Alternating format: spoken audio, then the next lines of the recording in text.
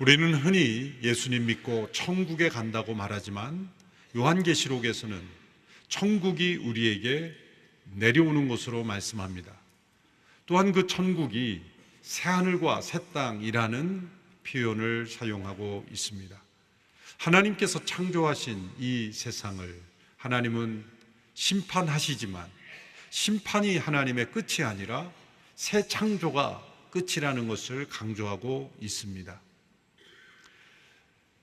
이 세상에 만연한 악에 대하여 하나님은 반드시 심판하실 것이지만 이 세상을 완전히 소멸시키고 사라지게 하시는 것이 아니라 이 세상을 다시 재창조하심으로 새하늘과 새 땅을 이루신다는 겁니다. 하나님의 창조는 실패하지 않았다는 것입니다.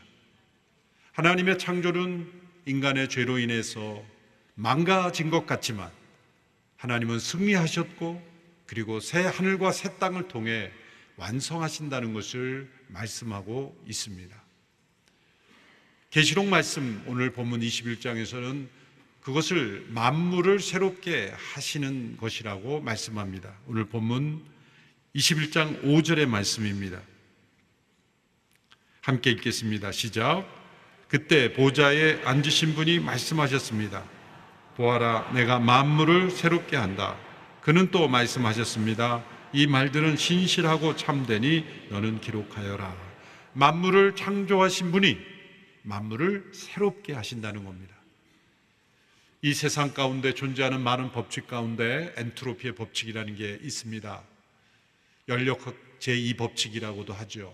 우주의 모든 만물이 점점점 질서에서 무질서가 되어간다.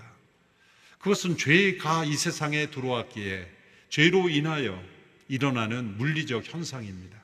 점점 에너지가 소멸되어가고 무질서가 되어간다는 것입니다. 그럼 어느 날 그 법칙이 깨어지는 미래가 오는 것입니다. 정반대로 신트로피의 법칙, 질서에서 무질서가 아니라 다시 질서로, 생명으로, 회복으로 변화되는 미래가 있을 것을 약속하고 있습니다. 또한 그 만물이 새롭게 되는 그때에 주께서 이렇게 말씀하십니다. 또 6절 전반부의 말씀을 보십시오. 우리 같이 읽겠습니다. 시작. 그는 또 내게 말씀하셨습니다. 다 이루었다. 나는 알파요 오메가이며 시작과 끝이다. 역사의 창조자이신 그분께서 이 지상의 역사의 마지막에 새롭게 하시는 그때에 다 이루었다 라고 말씀하십니다. 다 이루었다라는 이 말씀을 읽으면서 떠오르는 말씀이 있어야 합니다. 예수님께서 십자가상에서 말씀하신 7마디 말씀 가운데서도 동일한 말씀이 있습니다. 다 이루었다. 십자가상에서 다 이루었다라는 말씀과 또 계시록에 나오는 이 다 이루었다는 것은 같은 것일까요? 아니면 다른 것일까요? 이 차이를 고민해 보면 마지막 만물이 새롭게 되는 종말의 그 전망을 우리는 새롭게 할 수 있습니다. 구약시대에 우리에게 보여준 종말에 관한 전망은 매우 단순했습니다. 옛 시대가 끝나고 새 시대가 올 것이다 라는 말씀, 주의 날이 임하면 옛 시대는 끝나고 새 시대가 도래할 것이다. 그림으로 단순하게 표시하면 이렇게 되죠. 종말은 옛 시대가 끝나고 새로운 시대가 오는 것이다. 이것은 구약 시대의 말씀을 통해 우리에게 보여주는 전망인데, 예수 그리스도가 세상에 오심으로써 이 종말이 보다 구체적으로 다른 종말이 아니라 이 종말의 때를 보다 더 확대해 보면 이런 그림이 됩니다. 예수님께 세상에 오심으로써 종말이 시작이 되었고, 그러나 다시 오실 때까지의 이 중복되는 기간이 있는 것입니다. 예수님께서 세상에 오셔서 십자가를 통해 우리의 죄를 대속하시고 부활하심으로 우리에게 영원한 생명을 주시는 분이 되셨고, 이제 승천하시고 다시 오실 때까지 이 기간, 이 모든 기간이 다 종말입니다. 또 다른 그림으로 보충 설명하면 예수 그리스도 안에서 임한 종말, 우리를 의롭다 하신 그 종말의 때가 있고, 이제 다시 오시는 완전하게 이루어지는 종말의 때까지 우리 가운데 이루어져 가는 종말이 있습니다. 그래서 삼중적 종말이다, 이렇게 표현할 수 있죠. 그러면 예수님께 십자가상에서 다 이뤘다라고 말씀하신 것은 바로 이 첫 번째 종말, 그때도 다 이루신 것이고, 그런데 아직 온전히 이루어지지 않은 종말이기에 마지막 새하늘과 새 땅이 임할 때에 또 다 이루었다라고 말씀하시는 거예요. 그럼 이것은 같은 것입니까? 다른 것입니까? 같은 것이기도 하며 다른 것이기도 하는 것입니다. 왜냐하면 예수님께서 이 땅에 초림과 재림으로 종말을 이렇게 나누어 두 기간으로, 두 시대가 중복되는 기간을 허락하셨기 때문이죠. 종말은 이미 이루어진 것이지만 아직 이루어지지 않은 것입니다. 이미 실현된 것이지만 아직 성취가 남아있다는 것입니다. 왜 이렇게 중복되는 기간이 있어야 하는 것일까요? 요한계시록에서 그것을 우리에게 말씀하고 있는 것입니다. 예수님께서 이 세상에 한 번 오심으로 세상을 심판하시고 끝내시지 아니하시는 것, 그것은 이 땅을 긍휼히 여기시고 구원의 역사를 이루시고 은혜를 베푸시고 회개의 기간을 우리에게 주시기 위함이라는 겁니다.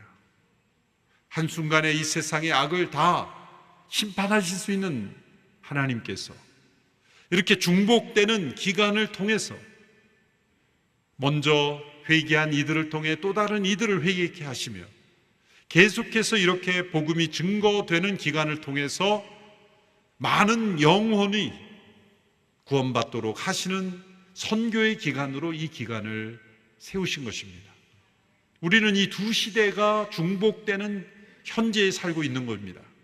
그러므로 예수님께 십자가에서 다 이루셨던 그 구원을 이제 새하늘과 새 땅이 도래한 계시록에 다 이루었다라는 이 말씀 사이에 우리는 있는 것입니다. 우리는 이것을 믿고 소망하는 것입니다. 막연한 것을 소망하는 것이 아니라 십자가에서 다 이루신 것을 소망하는 것이기에 확실한 소망인 것입니다.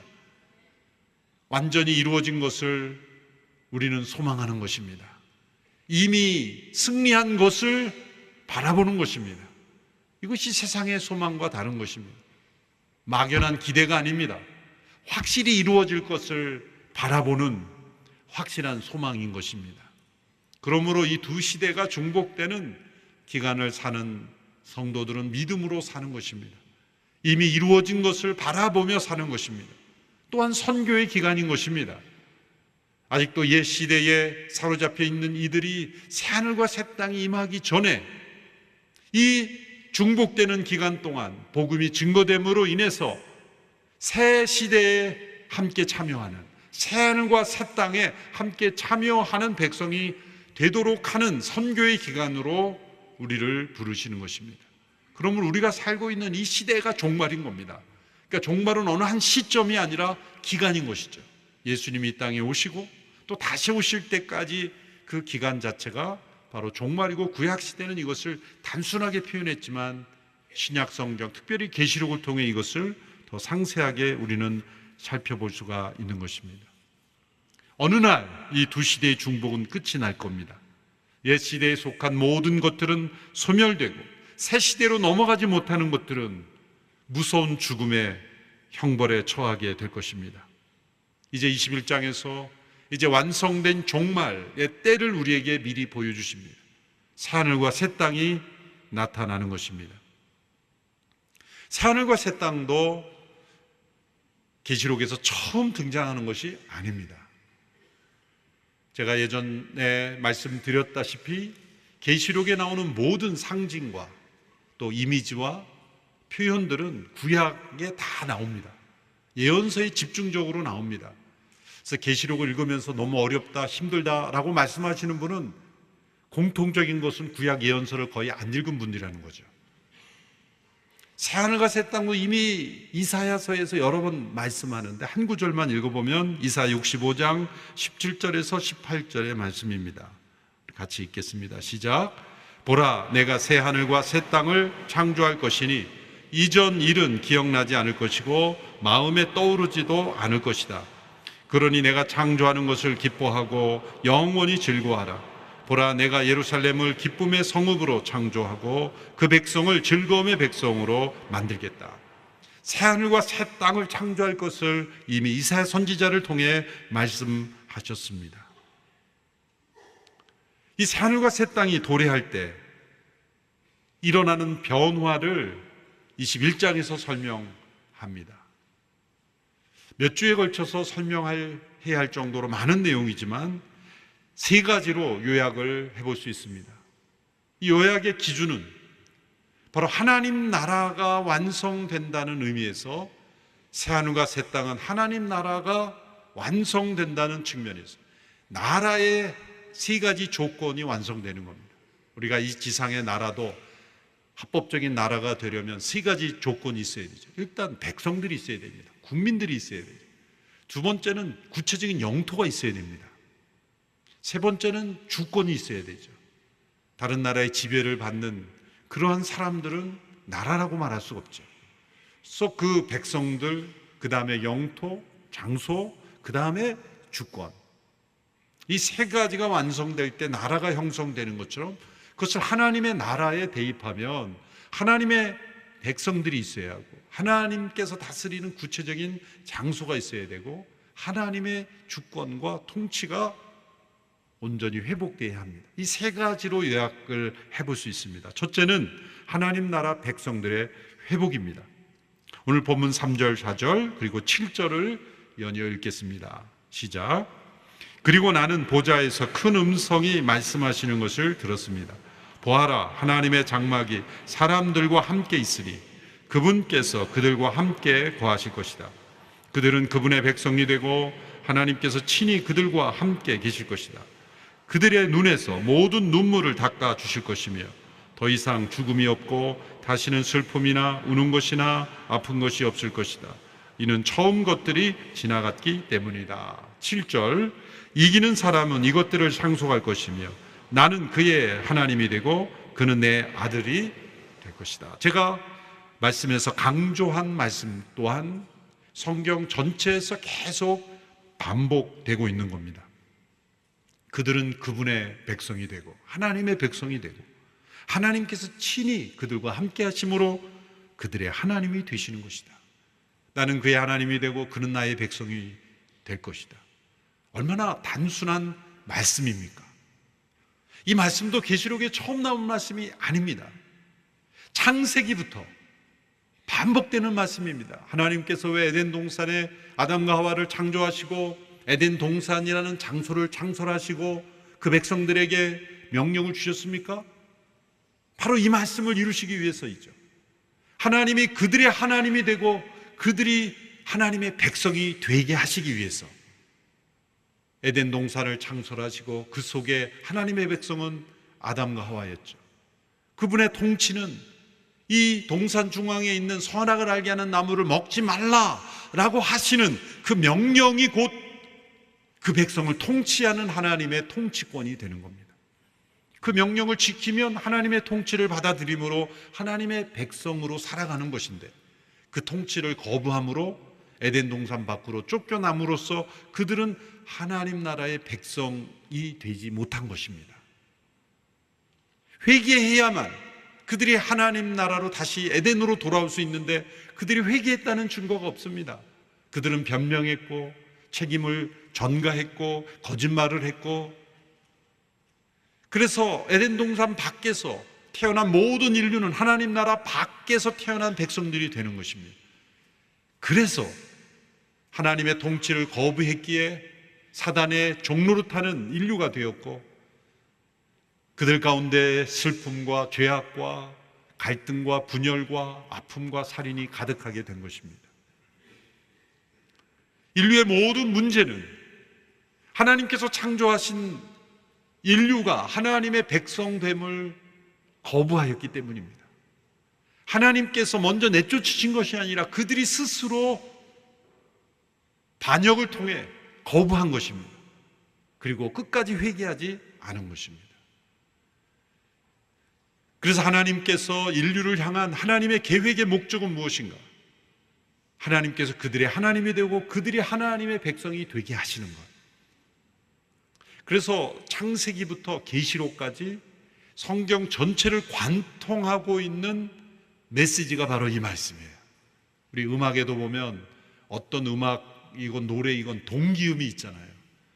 음이 복잡한 것 같아도 아주 심플한 그 노래를 축약하고 축약하면 반복되는 음이 있어요.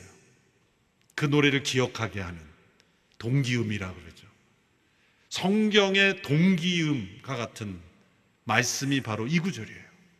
하나님이 그들의 하나님이 되고 그들이 하나님의 백성이 된다. 성경을 읽을 때 이 말씀이 눈에 들어오면 반드시 밑줄을 쳐 나가십시오. 그저 나에게 맞는 그런 말씀만 핀선으로 꼬집으면 안 되고, 그러면 성경을 전체를 보지 못하게 돼요. 창세기부터 나오는데 창세기의 대표기준 구절 하나를 보면 아브라함에게 주신 말씀 가운데 창세기 17장 7절 8절의 말씀을 보십시오. 같이 읽겠습니다. 시작. 내가 내 언약을 나와 너 사이에 그리고 내 뒤에 올 자손 사이에 세워 영원한 언약으로 삼고 내 하나님 그리고 내 자손의 하나님이 될 것이다. 내가 지금 나그네로 있는 이 가나안 온 땅을 내가 너와 내 자손에게 주어 영원한 소유물이 되게 하고 나는 그들의 하나님이 될 것이다. 아브라함을 택하시고 그들에게 자손을 주시고 약속의 땅을 주신 목적을 여기에 말씀하는 것입니다. 그 아브라함의 후손들이 하나님의 백성이 되고 또 하나님께서 그들의 하나님이 되시고자 하시는 것입니다. 하나님의 백성들을 삼으시는 겁니다. 이스라엘 역사를 관통하는 많은 말씀 속에 특별히 선지자들을 통해서도 동일한 이 말씀을 반복하여 주셨습니다. 대표적으로 에스겔 37장 27절 28절의 말씀을 함께 보시겠습니다. 시작. 내 처소가 그들과 함께 있을 것이다. 나는 그들의 하나님이 되고 그들은 내 백성이 될 것이다. 내 성소가 그들 가운데 영원히 있게 될 때 내가 이스라엘을 거룩하게 하는 여호와임을 민족들은 알게 될 것이다. 바로 이 말씀이 계시록에 나타난 새하늘과 새 땅을 바라보고 있는 것입니다. 하나님의 성소가 그들 가운데 영원히 있게 될 것이다.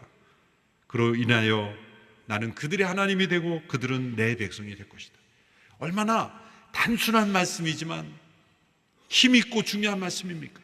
이 말씀 앞에서 우리는 이렇게 질문해야 합니다. 나는 하나님의 백성인가? 하나님은 나의 하나님이신가? 나는 하나님의 백성이라고 말할 수 있는 사람인가? 그리고 하나님이 나의 하나님이라고 고백할 수 있는가? 이것이 바로 하나님의 나라의 백성으로서의 회복입니다. 새하늘과 새 땅이 도래할 때는 하나님의 백성이 아닌 자들은 아무도 없습니다. 이 땅에서는 하나님께 지음을 받았지만 하나님의 백성이 아닌 자로 살아가는 사람이 너무나 많습니다. 하나님의 백성이 아닌 자들은 누굽니까? 하나님의 통치를 거부하는 이들이죠. 하나님의 다스림을 인정하지 않는 이들입니다. 심지어 하나님의 존재를 인정하지 않을 뿐만 아니라 하나님을 대적하기까지 합니다. 신은 죽었다라고 말합니다. 하나님의 질서를 무너뜨리려고 합니다. 하나님 없는 세상을 만들려고 합니다. 하나님의 나라의 백성이 아니죠. 그러나 새하늘과 새 땅이 임할 때에는 그렇게 하나님의 나라의 백성이 아닌 자들은 존재할 수 없는 그 시대가 도래한다는 겁니다. 그래서 7절의 말씀에 이기는 자만 그 새하늘과 새 땅에 들어가게 되는 것이죠. 이기는 자란 누구입니까? 세상적인 승리를 말하는 게 아니라 회개한 자를 말합니다. 바벨론의 승리한 자입니다. 회개를 통해서 어린 양을 따르는 이들은 다 이루었다 하신 예수 그리스도의 십자가의 승리가 우리의 승리가 되기 때문에 이기는 자가 되었다는 겁니다. 그 이기는 자들에게만 이 새하늘과 새 땅에서 하나님 나라의 백성이 된다는 것입니다. 두 번째는 아까 나라의 3대 요소를 말할 때 두 번째는 장소, 영토 아닙니까? 하나님 나라의 도시, 영토의 회복입니다. 오늘 보면 2절과 10절, 11절의 말씀을 함께 읽겠습니다. 시작. 또 나는 거룩한 도성 새 예루살렘이 하늘에서 하나님께로부터 자기 남편을 위해 화장한 신부처럼 준비돼 내려오는 것을 보았습니다. 그러고 나서 천사는 성령으로 나를 이끌어 크고 높은 산으로 데려가 거룩한 도성, 곧 하늘에서 하나님께로부터 내려오는 예루살렘을 내게 보여주었습니다. 이 도성은 하나님의 영광으로 빛나고 이 빛은 수정처럼 빛나는 벽옥과 같았습니다. 새 예루살렘이라는 하나님의 거룩한 도시가 하늘에서 내려옵니다. 우리가 이곳을 찾아가는 게 아니라 이곳이 우리에게 내려온다는 겁니다. 새 예루살렘이 하늘에서 땅으로 내려오는 것입니다. 이 새 예루살렘은 요한계시록 17장과 18장에 나오는 큰 도성 바벨론과 지금 대조가 되고 있는 것입니다. 사람들이 만든 도시는 타락한 도시입니다.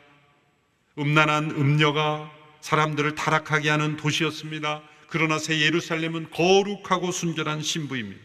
바벨론은 짐승의 세력에 의해 마귀들이 드나드는 장소였지만 새 예루살렘은 마귀가 전혀 틈탈 수 없는, 존재하지 않는 하나님만이 인지하시는 곳입니다. 이 바벨론의 화려함은 사람들을 착취하고 폭력과 살인으로 얼룩진 화려함이었지만 이 새 예루살렘의 화려함은 하나님의 영광으로 인하여 빛나는 것입니다.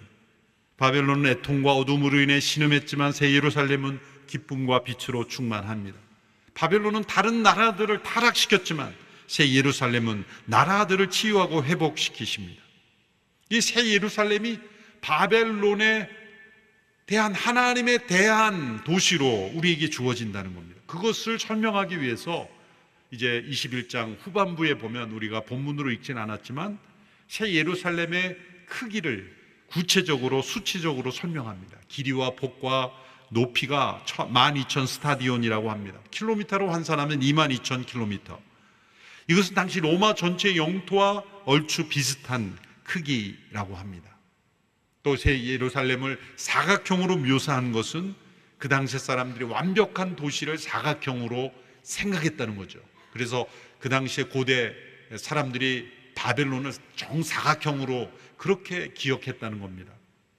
이 모든 표현들은 하나님께서 지상에서 세운 사람들이 만든 큰 도성 바벨론, 큰 로마 제국은 타락하여 하나님을 배반하는 도시가 있었지만, 그러나 하나님께서 예비하신 거룩한 성 새 예루살렘이 우리에게 허락된 것이다. 하나님이 친히 임재하시고 통치하시는 장소로서의 그 영토가 우리에게 주어진다는 겁니다. 여러분, 천국을 어떤 사람은 생각할 때 영혼들이 떠도는 그런 영혼들이 모인 곳으로 상상하시면 안 됩니다. 영혼만 천국 가는 게 아닙니다.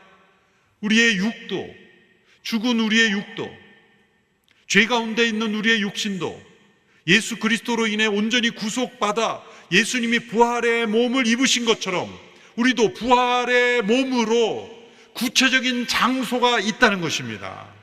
에덴 동산이 지구상에 구체적으로 존재했던 동산인 것처럼 새하늘과 새 땅에 임하는 새 예루살렘도 구체적인 장소인 겁니다.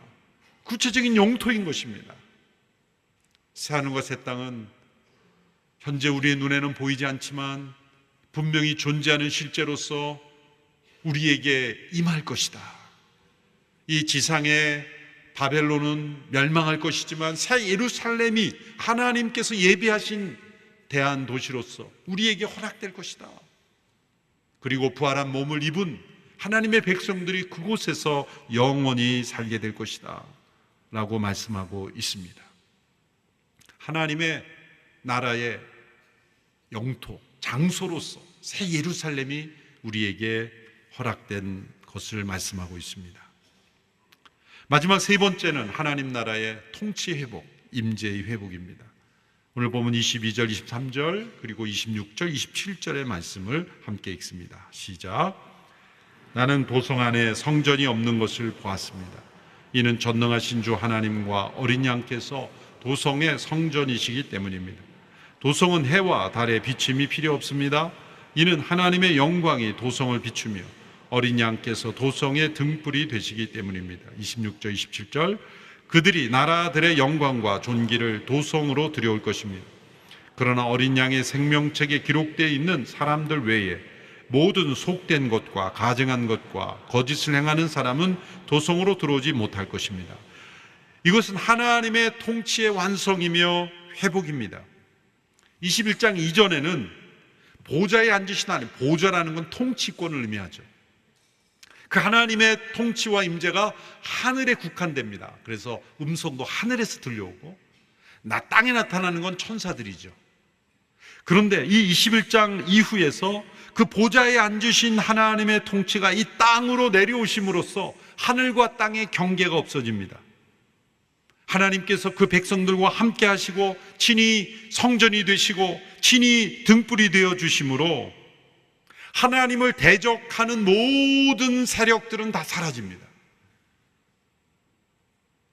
하나님의 통치의 완성입니다. 그래서 하나님께서 그 백성들과 함께 하시는 것입니다. 왜 이 땅에 죽음과 아픔과 슬픔과 눈물이 있습니까? 왜 거짓과 부정과 우상숭배가 존재합니까? 하나님의 통치를 거부하는 세력들이 존재하였기 때문이죠. 사단이 존재했고 그의 졸개들이 짐승의 세력들, 마귀의 세력들, 거기에 편승하여 거짓과 악을 의지하여 살아가는 그러한 인생들이 존재하였기에 이 땅에 죽음과 슬픔과 눈물이 존재했던 것입니다. 그런데 하나님의 이 통치와 임재가 완성이 될 때, 회복이 될 때, 이 새 예루살렘에서는 이제 바벨론에 있었던 모든 어둠의 세력들이 다 끊어진다는 것입니다. 이 세상에는 존재했지만 새하늘과 새 땅에는 존재하지 않는 것들, 사라지는 것들을 열거하고 있습니다. 먼저 1절에서는 혼돈과 악을 상징하는 바다가 없다고 말합니다. 4절에서는 죽음이 없을 것을 말합니다. 또한 슬픔과 눈물이 없습니다. 8절에는 거짓과 부정과 우상 숭배하는 자들이 없습니다. 성전도 없습니다. 왜? 하나님과 어린 양이 곧 성전이시기 때문이죠. 해와 달과 다른 발광체들이 없습니다. 빛도 필요 없습니다. 어린 양이 곧 등불이 되시기 때문이죠. 밤이 없습니다. 닫힌 문이 없고 항상 열려 있습니다. 이것은 하나님의 임재와 통치가 온전히 회복되었기에 하나님께 반역하는 세력, 불순종하는 세력들이 존재할 수 없는 그런 나라가 도래한다는 거죠. 에덴 동산은 어떤 나라였습니까? 하나님의 나라였지만 반역이 가능한 나라였어요. 그래서 하나님께서 불완전하시기 때문이 아니라 하나님께서 영광 받으시는 것은 자유의지, 인격적인 존재의 순종을 통해서 영광을 받으시기 때문이죠. 인간을 기계로 만들어 놓으면 무슨 영광이 있습니까? 그렇게 작동되도록 만들어 놓은 곳에 무슨 기쁨이 있습니까? 집에 세상에서 가장 이쁘다고 하는 인형을 갖다 놓고 아무리 이쁘다 해봐야 그건 한계가 있는 거예요. 그러나 때로는 속속이고 말 안 듣지만 가끔 어버이날에 꽃 들고 엄마 아빠 사랑해요, 그렇게 속썩이던 자녀들이 돼도 단 한 번 감사해요, 그게 한 해 동안의 모든 상처를 다 씻어주잖아요. 저 얘기입니까? 저의 모든 얘기죠. 인격적인 감사와 인격적인 순종과 인격적인 그러한 순종이 가져다주는 기쁨이 그 부모가 영광을 받는 거예요. 할 수도 있고 안 할 수도 있는데 부모님이 말씀하셨기 때문에 순종할 때 느끼는 기쁨, 하나님은 그 기쁨을 기대하시고 에덴 동산을 창설하신 거예요. 그래서 불순종할 수도 있는 거예요. 그러나 불순종으로 인해서 하나님의 계획이 깨어졌는가? 그렇지 않다는 거예요. 죄 가운데 이 세상은 오염됐고 이 악이 만연하는 것지만 절망적인 것 같지만 새하늘과 새 땅이 도래함으로써 더 이상 이제는 불순종할 수 없는 때가 올 것이다. 그런데 그것은 타락 이전의 아담과 하와의 수준으로 돌아가는 게 아닙니다. 타락 이전의 아담과 하와의 수준으로 돌아가면 또 타락할 수 있잖아요. 그러므로 새하늘과 새 땅의 하나님의 백성들은 타락 이전의 상태로 돌아가는 게 아니라 타락을 했지만 구속받음으로써 악이 심판받았기 때문에 더 이상 이제는 타락의 가능성이 없지만 그러나 기계적인 존재가 아니라 인격적으로 하나님을 찬양하는 완전한 상태가 된다는 거예요. 그러므로 우리가 타락 이전에 하나님과 누렸던 관계보다 타락하였지만 그 이후에 예수 그리스도의 어린 양의 구속을 통해서 하나님의 백성이 되는 이 하나님의 임재의 회복이 비교할 수 없도록 영광스러운 겁니다. 그것이 새하늘과 새 땅의 도래인 것입니다. 그러므로 하나님을 대적하는 그 어떤 세력도 존재하지 않고 그 어떤 가능성도 존재하지 않는 영원한 하나님 나라의 완성이 새하늘과 새 땅인 것입니다.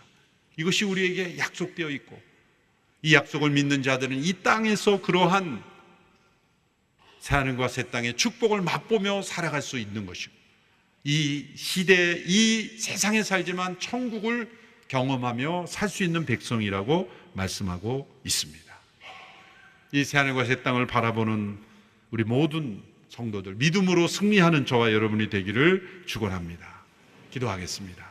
하나님 아버지, 새하늘과 새 땅을 우리에게 약속하시니 감사합니다. 그 은혜를, 그 약속을 믿고 의지하며 승리하며 살아가는 우리 모두가 되게 하여 주시옵소서. 예수님의 이름으로 기도하옵나이다. 아멘.